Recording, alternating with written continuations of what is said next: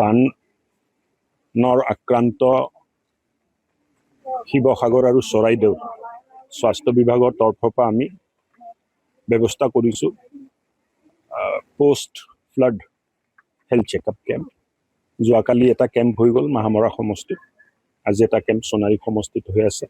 আৰু এই কেম্পবোৰ প্ৰয়োজন সাপেক্ষে য'ত প্ৰয়োজন হ'ব জইণ্ট ডাইৰেক্টৰে সিদ্ধান্ত লৈ এই কেম্পবোৰ কৰিব।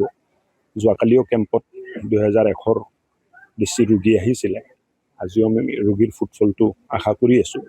আৰু বিশেষভাৱে আমি পাই আছোঁ যে চৰ্মৰোগ আৰু ইয়াৰ সংখ্যাটো অলপ বেছিকৈ ওলাইছে। আৰু বিষ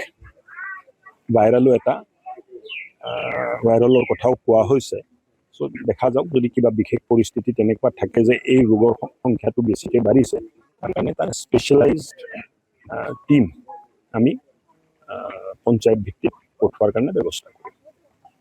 ডাইৰেক্টৰ DPM জ্যেষ্ঠ স্বাস্থ্য বিষয়া তেখেতসকল ইয়াত আছে আৰু ময়ো খবৰ লৈ আছোঁ। প্ৰয়োজন সাপেক্ষে মোৰো ভ্ৰমণ কাৰ্যসূচীটো এই 2 জিলাত চলি থাকিব।